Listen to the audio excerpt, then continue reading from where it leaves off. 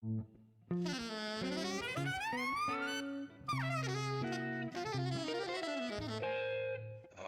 Jazz.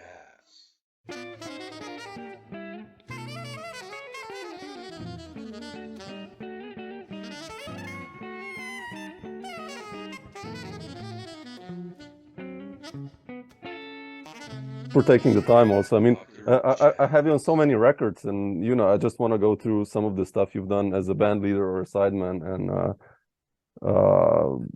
it's incredible the amount of music you've done. So, but I'll Really?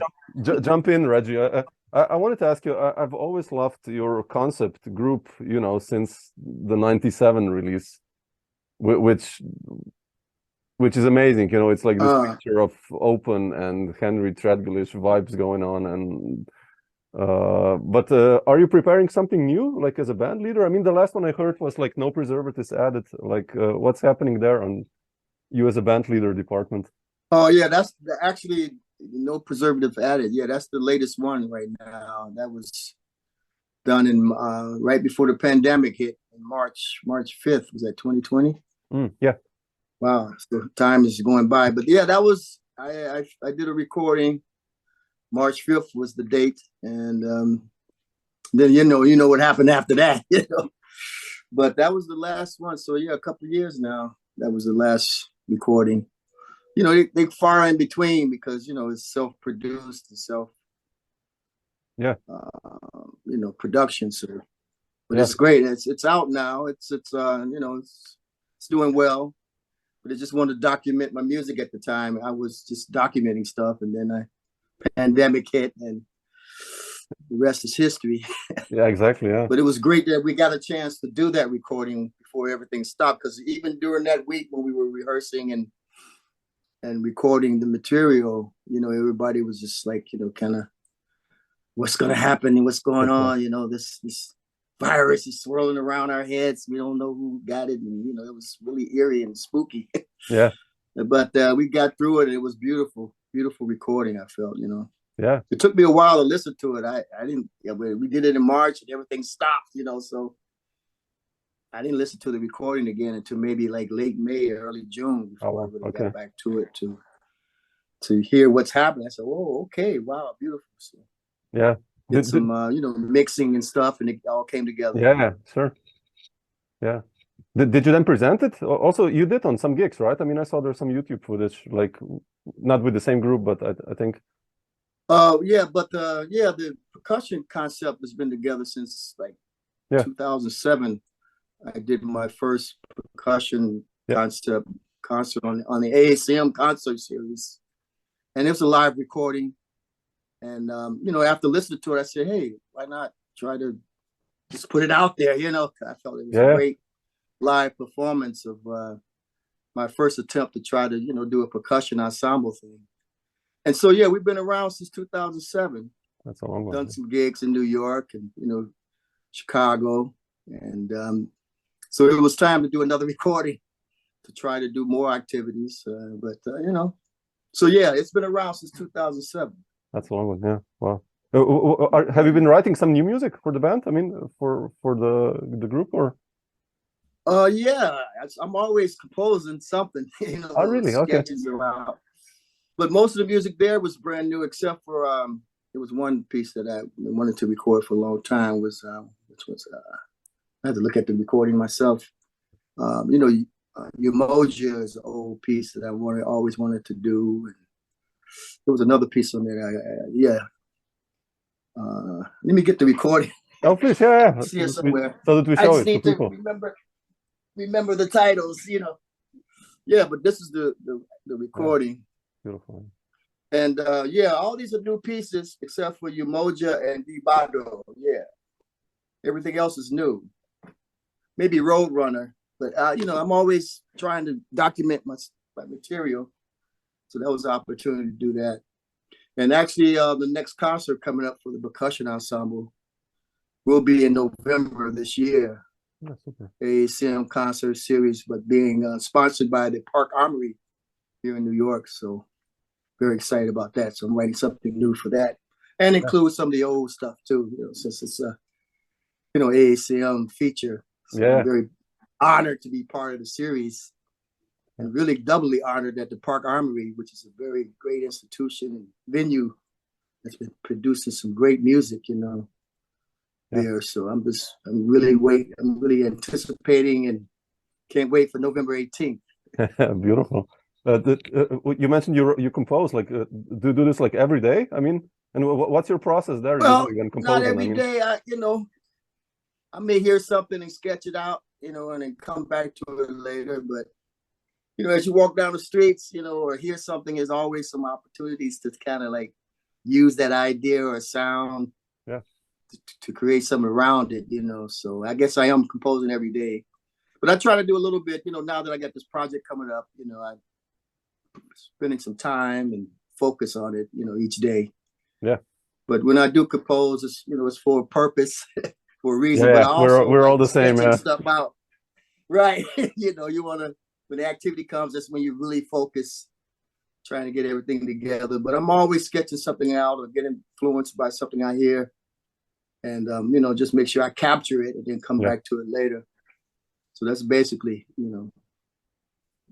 how I, do my composing. But I don't compose every day. Yeah. No, but to make sketches, I think that's smart. I always do that. Now we have phones, and I just sing like, okay, that's it. Right. You just go back to it. I may hear, as percussions, I'm hearing a rhythm or something, or hearing a rhythmic, something in the streets, and capture that moment, try to use it, Yeah, that's a good one. And it's amazing how it just blossoms into a whole new piece, Yeah. But that's how it works, beautiful. How do you choose bands, by the way? When I look at your groups, I love that you added Bryan Carrott, by the way. I love Bryan. He's a master on the vibe. How do you choose the bands? I mean, like Warren Smith, Brad Jones, like so many other players, like in your groups have been there. Like, how did you decide, or do you decide who's in the group? Or I've played with the musicians I've chosen. I've played with them in the other situations on the ensembles, so I know their tendencies and what how they play and everything. So, fortunately, everybody's been available when I call them to do the recording. But I know these are like close friends of mine. Bryan Carrott and I, we've been playing together. I mean, I worked in this band when I first came to New York, and we back and forth in the percussion ensemble. We worked in Eli Fontaine's percussion discussion. We worked together with Muhal Richard Abrams. So and then Warren, he's the god of percussion. And so I was really honored that he could do the first recording on that particular set in Salim, Washington.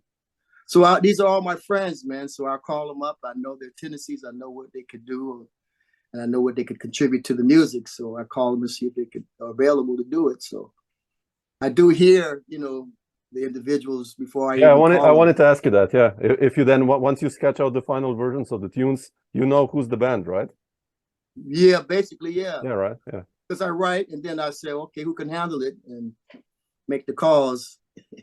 Yeah. So, but there's some great musicians here in New York City, especially, and so it's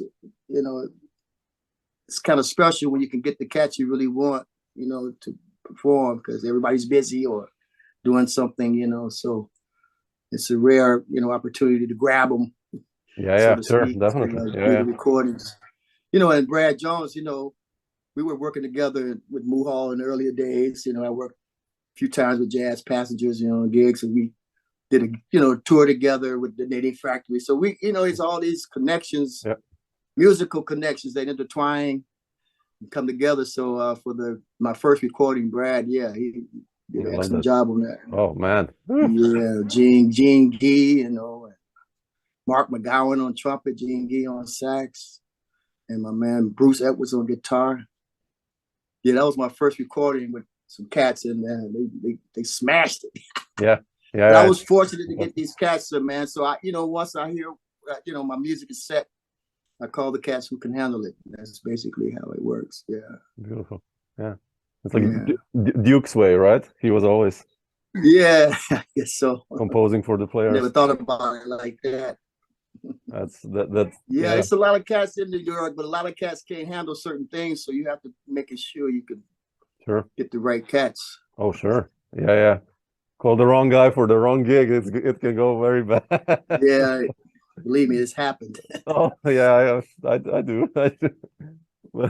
It's all good. It's all good. It's all about the music, you know. Yeah, sure. Make the adjustments as you go along, you know, so just adjust accordingly. Sure. You know. Sure. Like otherwise, on the other hand, you as an improviser, you know, I watch on YouTube. I think from Roulette, like you and Graham Haynes and Jen Shue, and you know, there's a record you did now with Ray Anderson and Joe Morris and Ivo Perelman, and it's improvised. Like, how do you approach the improvised situations when I see you? Because you know, it's always like when you enter, it's with so much determination. If it makes sense what I'm saying, like it's always, bah. Yeah, you can make colors as well, of course, but like. Right. No, it's not easy, but no, it's a matter of just listening and contributing to the vibe of the music, you know. And you know, when you're improvising, you don't know what's going to come out, how it's going to come out. But if you listen and everybody's in tune to each other, and everybody flows together, you know, it happens like that. And most of the time, you know, most of the people I work with, you know, understand. How to improvise, you know, it's not, a lot of people don't know how to approach improvisation, you know, or they fear, you know, approaching improvisation. But yeah, with the groups, the guys you mentioned, you know, everybody's master for improvisers, you know. So it was easier, and especially the recent recording with, you know, Ray Anderson and Joe Morris and Evo. I played several times with Joe Morris with Faith Victor. Yeah, and did some gigs with Ray Anderson in the early years when I moved to New York, but never with Evo, you know. So it was quite a session. We just flowed right through it, man, and you know, and I'm glad that he's getting a good, you know, it's a killing one. It's really positive reaction to it, because I haven't really heard it yet, so I don't know. Oh, really? Oh shit. Okay, you should check it out. Really good. It takes me a while to hear stuff that I've done. I should listen more, but I have a problem with myself. But I'm good. But I heard the record is good. I'm gonna listen to it eventually. Yeah, you should. It's really good. Yeah. It's like really burning. I mean, and the connection with everyone, like you said, you know, it's beautiful. And really. But you know, these are warm-hearted, you know, musicians, especially Joe and Ray. So it makes it easier to just, you know, flow with each other and feed off each other's creativity and try to seize the moment and shape it, you know. So it depends on the individuals in the group, how well it would come, you know, manifest into reality. Yeah. You know, I just did a weekend with Sam Newsom, really, Mark Elias, Woo. and Steve Liebman. Man, it was a beautiful night. It was a weekend, but Saturday night, Friday was great. It's very special. And Saturday, boy, it was magical. Man. You know, totally improvisation, but it was amazing nights, you know, just flowing. Dave Liebman and Sam Newsom are incredible musicians, and Mark, you know, so. Man, I would love to hear you and Mark swirling together. all over the place, you know. I think Smalls may have, you know, archives of that. Oh yeah, okay. No, I'm not sure. No, usually they did. They streamed, yeah.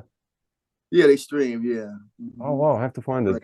But it's all improvisation, and that's cool, you know.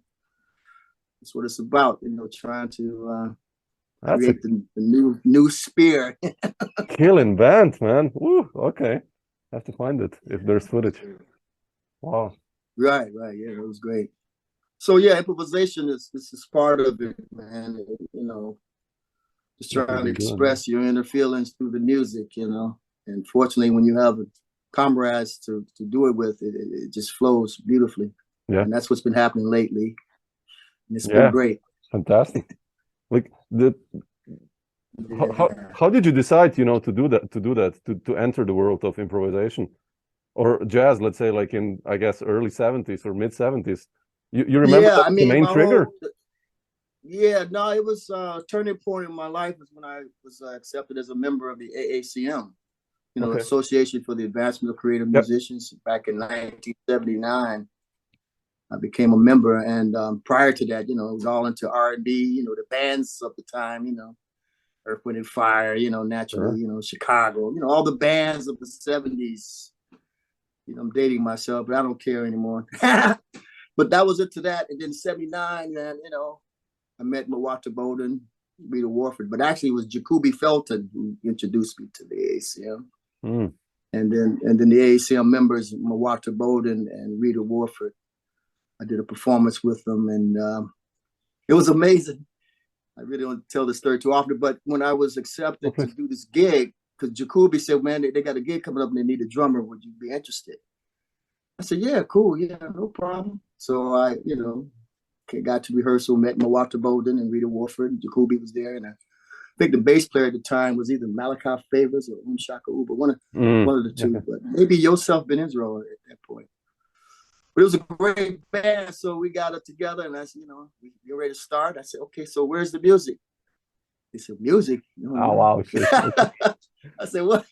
Okay, all right. So they just said, just improvise, just play. And that was the first time I ever improvised without music and sheet music in front of me. So it was a whole new experience and enlightenment for me at that time. And I haven't looked back since, man. To the freedom of just creating on the spot. It was totally new for me back in 79, prior to 79, because, you play, you do the, the simple stuff and play the grooves of the tunes, you play. It was not too much, letting go and taking it somewhere else. But when I did that first gig with Mawata Bowden and Jacoby and Rita, that opened up my world back in 79. Then I became a member, after that, mainly, the referral from Mawata and Rita, they kind of recommended me. And that was the beginning of the turning point of where I am today. So that the improvising world was totally new for me at the time. Oh man, yeah. I never looked back. How did you learn to in the beginning, when, in a sense, like when I teach students sometimes to improvise, they're always so afraid, that first initial jump. Like, how did you approach that situation? Since you played grooves, like obviously from funk and R&B, like grooves, but like right. But no, because the whole, it was new, like I said, right? But I was ready to explore that world, so I just jumped right in, and the main thing, I was listening to what they were doing because I wasn't familiar how to approach. But then that was the key ingredient of just listening and following and contributing musically. And so you can't have no fear when you improvise. You gotta say, okay, let's try it. If you're reluctant, you have fear or hesitant, it's not gonna work. You just gotta open up and just let it flow out of you. And unfortunately, if you got the right cats around you, it would blend in naturally. But if it's just, everybody just blowing it, la la la la, it doesn't work sometimes like that. You gotta listen and be sensitive with no fear. That's the key word, actually. Yeah, it's true. Yeah, and open ear. Tony Williams. Yeah, no fear. Yeah. So that's basically it. Just don't be afraid. Just try it, and develop. Yeah. That's it. Did you then through AACM meet also Henry Threadgill? Or how did that... once I became a member, that's when I started learning about the first generation of AACM's members. Because prior to that, I was in a whole different world. And then once I became a member and meeting everybody and hearing about everybody, and it was like, oh, I see. Yeah. And then, I was still in Chicago and then the word was getting around the organization that I was a new cat and could play and, didn't show any fear. And, the word got around and Henry called me, to do some gigs. Muhal called me to do some gigs. When they would come to town, because I was still in Chicago. So I would, do some projects with them when they come in town. And that's how I developed a relationship with Muhal Henry Threadgill, Amina, Claudine Myers, everybody actually, Leroy Jenkins, Anthony Braxton. Wow. So, just being a member of the organization and my reputation kind of preceded me, which I didn't know, but I was, hey, I'm going, hey, call, I'll do it. Oh, sure. Yeah. Within reason, But now during that period within the AACM members, it wasn't about money. It was about just contributing musically and being part of whatever was happening at the time, So I was very fortunate to be introduced and, with the first generation people who trusted me. And then, I was still in Chicago and, Henry called me to join the sextet. Amina called me to join her trio. And then later on, Muhal, I was, working his quartet and stuff. But, things just morphed into, then it started, playing music. Just playing. So that's how I met, all the first generation cats. How was it like playing with Henry? And when you first saw that music, the lead sheets, and with you and Farah and Aklef and both. I mean, that's that's one of my favorite groups of Henry actually. But like, how did you approach the music and like the first rehearsals and his concept, which is different actually? I mean, then. Oh, it's different. Yeah. Well, fortunately, I was able to read rhythms. But well, Henry's music is very complicated. He rehearses a lot. And when I got the call, because I replaced John Betch in the ensemble, and when I said, "Come on to New York, and we're going to do a week at the Vanguard with the sextet," I had no choice but to come at that point. But when when I first looked at the music, I said, "Whoa," because everything is written out, the parts. There's some room for improvisation, but everything is written, and with the rehearsals and understanding the concept that he wanted, and the interplay between myself and Ferron. Yeah, that's beautiful. And then we did a few tours and stuff, but the music was incredible. I mean, Henry's a superb composer and he writes out everything, for the sextet, it was like drum parts, Wow. In addition to all the other parts. So it was, fortunately he had, extensive rehearsals. That's how Henry is. He loves to rehearse the music because you can't just jump into his music like a jam session. No. You got to come up, you got to be ready to read whatever he put in front of you. So fortunately, I had the skills to read, complicated rhythms at the time. I'm still like that, but but with Henry's music, that was the point of really understanding how to compose and writing for drums, because most cats don't write drum parts. Yeah, exactly. Yeah. So Henry was a master at that. Still is. Yeah. How beautiful those records. It's such good records. I mean, really, all of them that you've done with him. That was a special moment for me too. Yeah, I was really proud and happy to be a part of that sextet. I'm glad he called me. Yeah. To replace John Betch, Yeah, exactly. He went then to Paris, right? John went to Paris, right? Then. Yeah, he was there. I heard he's back in the States a little bit, but yeah, he went to Paris. Exactly. Yeah. And was also with Henry the first time you went to Europe as a jazz musician, or did you already? Oh no, my first time going to Europe actually was with Amina, Claudine Myers. Oh really? Okay. Wow. Your first tour, like back in '84 or something. The first record we did, Jumping in the Sugar Bowl. Yeah. That was doing that first tour with Amina. Yeah. So, and then, that was my first time in Europe was with Amina. And then later on with Threadgill, with the sextet. Yeah, beautiful. Actually, I think we came to Ljubljana a few times, Yeah. Oh, definitely. Nice tour. That's when the days of 6-week tours and, stuff was profitable and musical, festivals and spring, summer, fall fest, the good old days. Yeah, that's so sad when people say, they were on tour for 2 months. Now you're lucky if you have like a 10-day tour. You're like, man. Right. Yeah, you said you had 3 weeks. I said, oh, it must be opening up again. Huh? Yeah, exactly. Yeah, I mean, it's getting better at least now. But just but back then it was a little bit more intensity and more, acceptance, of new cats and new situations. And now it's a little kind of closed, I feel.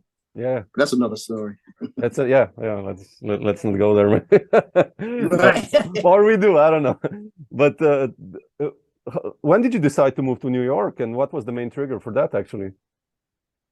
Well, I was back and forth in New York, doing stuff. Like my first time in New York was I came in to do a gig with Joseph Jarman, actually. Oh wow, man, beautiful. Yeah, he called me to do it because he was in Chicago, and I was in his band in Chicago before he moved to New York.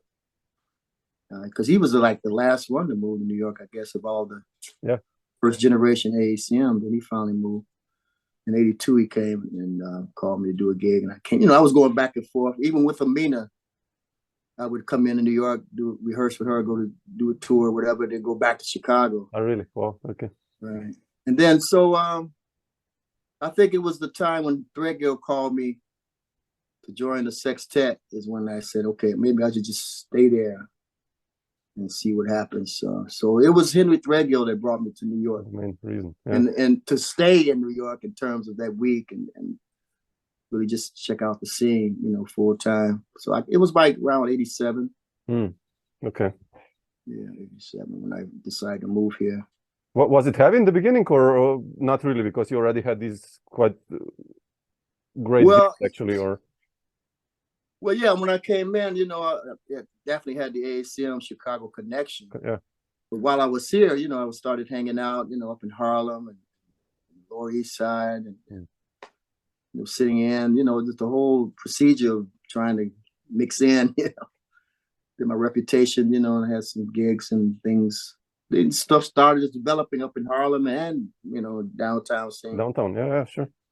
So I had the best of both worlds. Yeah. Working, around. So I was doing a lot of gigs and, I don't know if you know Greg Bandy, extremely great drummer, but he was like the godfather of Harlem. Oh, no. In terms of gigs, Oh, gigs. Really? And I used to sub because he used to get 3 gigs a night, and he couldn't do them all. He would do the ones he wanted to do, and then he would tell me he asked me to do the other ones, So Greg Bandy was the one that got me hooked up with the Harlem scene a little bit. And then I started working with other cats, Patience Higgins and crew. Yeah. So it just all you gotta, like I said, you gotta be in it to win it kind of thing, So I was here, and that's how things developed, and I met like I said, the downtown scene. I did that tour with Myra Melford in 1990. How did you hook up with Myra? Actually, because I love the trio. Yeah, actually, it was through the Knitting Factory did this tour of Europe. Like they had 2 bands, band A and band B. Wow. Band B. It was like 3 groups per group, right? So they were doing a tour like 29 gigs in 30 days type thing. We were all over Europe, man. Man, that's amazing. But Myra asked me to join the trio with Lindsey Horner. Yeah. And we were part of the Knitting Factory tour. And with our group, it was the Jazz Passengers and Curlew were in that group. And the group A was like Spanish Fly and Study Rock. And it was another group that was, So they had the rock type group and the jazzy type groups touring Europe. That's great. And that's how I connected with Myra during that Knitting Factory tour in 1990. Okay. Yeah. So. Yeah, she had some great records with the trio. I love that Jump and Now and what's Alive in the House of Saints. Oh yeah, beautiful. Yeah, I can't think of the titles now. Yeah, but no, I remember we were, she was touring a lot and we were recording, and it was a good productive period for Myra for her beginning of her career. Yeah. So but that's how we connected, through the Knitting Factory. Good times, yeah. Oh, I wanted to ask you about Muhal. The first time I heard Family Talk, I think it's one of the first records I bought actually by Muhal. Like, how was it working with him and approaching his compositions? I mean, he's one of the most underrated greats, if you ask me, of modern jazz. Yeah. What was your experience? Well, he was the prototype of how everybody else in the organization would approach their music, and and how they organize the concepts. But Muhal, he was the same way. He rehearsed his compositions, very intricate, rhythms and melodies and harmonies, Yeah. So I just approached his music the same way I approached Threadgill's. Yeah. Just try to get it the best I can, precisely as I can. But Muhal, yeah, he was great, man. So I enjoyed the moments of his, dealing with his compositions at the time. And I was just beginning to get in the groove in New York too. So it was a very special time of my career. Yeah. To work with Muhal and Threadgill. But Muhal, yeah, he wrote some great music. Family Talk, I think that was the first one I did. Yeah, like 93. Yeah, you got me reminiscing on what I've done. I got to go back and see what I've done. It's been some time is flying so fast, man. It's beautiful. Time flies when you're having fun, like they say, right? Yeah. No, I just took out today. Usually when I do this talk, I kind of get in the mood and I listen to the records, like of you today, and I listened, to Henry's and Muhal's and Myra's and Roy Campbell's. I think I have one, and Thomas. Oh, Roy, yeah. All this stuff, and I was like, I checked out the dates, and everything is like mid-90s, and I was like, man, your mid-90s must have been right. Crazy, that was man. the golden period. It's the 90s was special, man. Yeah. That was the bulk of the activity. I was busy, during that period, late 80s, 90s. It was a lot of fun. Yeah, that's amazing. But Muhal, he's definitely right. He's unsung hero, man. Underappreciated. Yeah. I mean, everybody, his music is still living on because he's got beautiful recordings, but not everybody, what's success of being famous, just sure. It's irrelevant. Yeah. No, it's just you know what I mean. It's like it's difficult music also in a sense. It's not like this your average.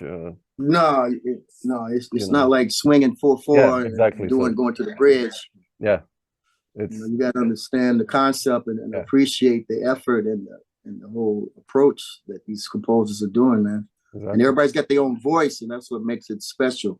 Yeah. And people should appreciate that more. Oh, definitely. Yeah.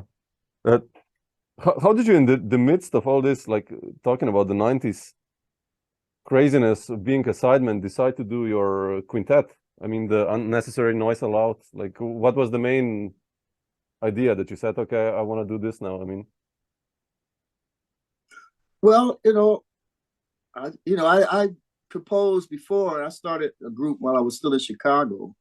Okay. Trio I had with I started, and when I came to New York, the ACM had a concert series every year, and I was up to come up and try to do something like that. But I said, it's time for me to try to contribute my ideas and compose more while I'm in New York, because I had started composing while I was in Chicago. Okay. And Yourself, Ben Israel, and Light Henry Huff was my first trio cats I had. And I started doing things there, and then I got busy, and then I said, well, let me just try to do something with my group. And I self-produced my first recording because I had this music that was like, I was just itching to like record it. Yeah. And I said, well, let me just do it, man, like the slogan. But that was the thing. I just wanted to document what I had been holding on to for so long. And I just decided to go in the studio and do it. The first Unnecessary Noise Allowed. Yeah. Beautiful stuff. Really cool. So that was the whole inspiration, man. Just try to, follow the creed of the ACM, self-production, self-produce, just self-do it, just try to, contribute musically. I wasn't trying to, I mean, it would have been great, everything was, but I just wanted to record and document my music at the time. That's important, that we do that. Yeah, so. Yeah. Did you find it stressful to become a band leader? Recording, man. Every time it's not easy, man. I'm finding out. That recording was cool, but trying to get gigs for it, and learning the scene and trying to like maintain your integrity, and negotiations. It's not easy. But I had a few gigs with the quintet. It's great, in the beginning.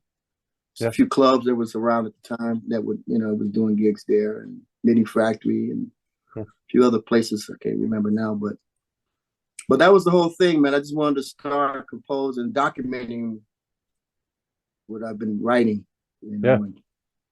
And you know, you try to, you know, solicit record companies, you know, they Yeah, the first thing they ask is who's in the band, you know, come on, man.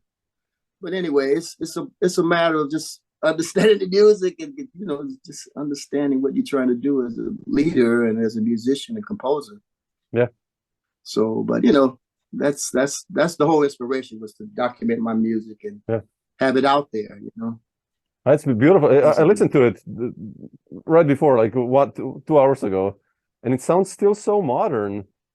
You know, it's basically, it's got some hip stuff up in there, man. You put it on now, it's like, man, this is what, like last year recorded, and you know, you check it out. It's I just like wish 97. I wish I had a better mix, but that's a whole other story too. Learning stuff, but anyway, but it's a great documentation of what I was thinking about at the time. Definitely.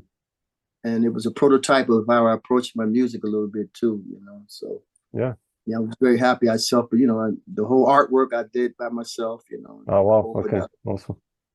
So it was my first attempt to be free to be me. You know? Yeah, no, but come on, it's really a good record. I mean, like people should check it out, definitely. I mean, cast are playing beautifully on that too, man. Ghee and Ghee and Mark McGowan, the end of the line's great. Yeah. And Brad, he was like all of, you know, beautiful bass, you know. Yeah, he's bird playing and you know, Bruce Edwards was special. You know, he was like, you know, he's more like a traditional guitarist in terms of, you know, chords and all that stuff. But he opened up on that one. On this one, it's different. Yeah, definitely. Yeah. How did you also? I wanted to ask you about. So that's why I just went on and did it. Yeah, no, but it's like I say, it's such a nice concept, and I mean that you've been doing, you know, for 25 years now, almost, like, or 20 years. Yeah, wow, yeah, it's true. Yeah, amazing. But how did you decide to do the solo records, the solo drums? I mean, Percussion Peace and some others, like. Well, the Percussion Peace, that was like an experimentation that I said, oh, okay, I can do that. I was, you know, I was teaching, right? High school music. And I was asked to teach digital music, you know, electronic music is one of the courses. And previous music teacher had kind of started it, you know, and he left, and they asked me to join this, you know, the staff. And it was, and so that was summer. So what I did during the summer, in order to teach the course in September, I had to learn how to use Reason. Oh, okay. Okay. Time was Reason 4, right? So I was playing around with Reason, you know, and learning, you know, the modules and all the different sounds of the old synthesizers, and exploring stuff. And that's when I got the idea. I said, wait, I could like lay down some recordings from Reason, electronic, digital stuff, and then lay on overdub some acoustic stuff on top of that. So let me try it, you know. So I went in the studio and did that. I laid down some, you know, Reason 4 tracks and then played on top of them in the studio. So that was the manifest. That's how that came about. Okay. Experimenting with Reason 4 at the time. I think it's like Reason 14 or 17 or something out now. You know that software? Sure. I'm familiar with it. Yeah. It's got some great sound, you know. Oh man, it's crazy. Yeah. I was exploring that world, man. And I just went off into this whole nother planet with that, and it was great. So Percussion Peace was developed from me experimenting with Reason 4. Quite innovative also, in a sense, you know, because guys did it then like in 2012 many or after, but like still in the early 2000s there were not so many records like that. So no, I think I did that in 2005. Yeah, that was when I joined the school, like 2004. Yeah. So I was saying, oh yeah, this is hip, man. Let me try this, you know. But that's how that came about. And then the other solo, I said, okay, let me just do it a percussion, acoustic percussion recording, no electronics. That's a nice one, ideas and stuff, but use some of my other percussion instruments. So it was great to do that, you know, and you utilize, you know, the ideas that I had for the acoustic approach to my small percussion stuff. Yeah. And the vibraphones and the marimbas. Sure. Beautiful, yeah. You know, so be able to utilize some of the instruments I got up in here. No, That's beautiful. how, you know, that's how they came about. And for metal was Metal, yeah. the second solo. Yeah. You know, I was in Chicago at the time, and you know, after I did the recording, and I just had to let it sit for a while. I did, it was just, you know, maybe a year or so. You know, it was just there, and I was walking along Lakeshore Drive in Chicago around my own neighborhood, and they had an installation along the lake of all these different sculptures and stuff, right? And the one area that I like to go to when I'm in Chicago, I noticed like this huge sculpture, like looking up in the sky, you know. And you know, silver's made out of like aluminum or something, but it just touched me the way the sculpture was looking up towards the sky. So I took a picture for my iPhone, right? You know, they think nothing of it. And then so when I was ready to like produce the solo percussion, I said, man, I need a album, you know, photo for something for the album cover, right? Ah, okay. So I was searching and searching. And then I looked through my phone. I said, man, this is it. You know, in metal, you know, it's like this whole spirit of, you know, reaching, and, you know, so there was like, that's it. This is the title. Beautiful. And then my man, what was his name? Thomas Friedman, I think was the artist. You know, I looked him up. I was trying to find him. He was like an art teacher up in Massachusetts somewhere. And, you know, I asked him if I could use this, you know, sculpture as part of my album cover. And he was so graceful and said, yes, man, please. I'm honored that you want to do it like that. So I was able to use his sculpture as my cover for my album, and everything just fell into place beautifully like that.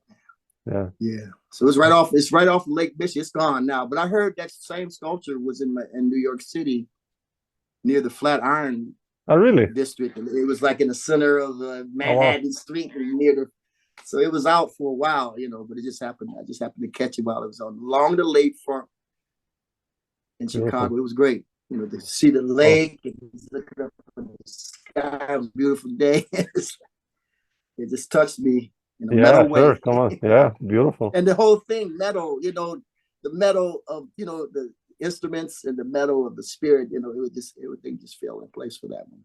Yeah. So that's how those solos came about. Beautiful record, Yeah, thanks, man. Yeah, I enjoyed it too, man. Yeah.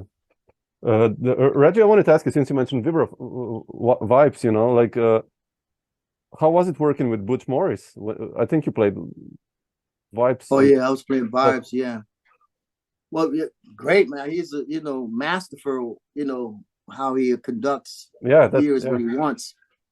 And you know, at the time, you know, he wanted the vibraphone sound, you know, and I played vibes, so that's how I was able to, you know, improvise on the vibraphone with Butch. So it was, you know, it was basically just improvisation based on his conduction. The usual, and the timbres of the instruments, you know, including the vibes. And so it's Butch all the way, man. It was great working with him too. I miss him. Yeah. And I worked with his brother too, you know, Wilbur Morris. Yeah. Really? Oh wow, okay. Yeah. Yeah, the master. So, but yeah, Butch is, you know, he was a master of collective, you know, improvisation. So I was very proud and, you know, honored to be part of that conduction. Yeah. You know. To learn some of the concepts also, what he's been doing. I mean, like, and, you know, in the freedom of improvisation, you know. Again, we're there then, Yeah, right. Yeah, so, beautiful. And he had some masterful improvisers in those groups, man. So I was very honored to be part of it. Killing stuff, So, yeah, right. Cool. Reggie, not to take too much of your time, like what's on the schedule for you for the remainder of this year? I mean, you mentioned the November.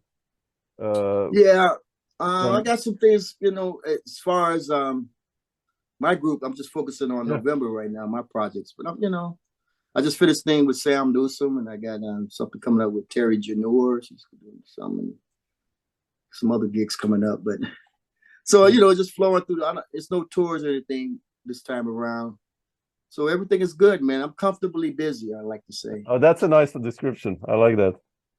That's a good one. Yeah, so everything is cool. I mean, things are coming up, you know. I got the major stuff coming up in November and a few things next month, August. Fantastic. So yeah, stay tuned. Super. Yeah.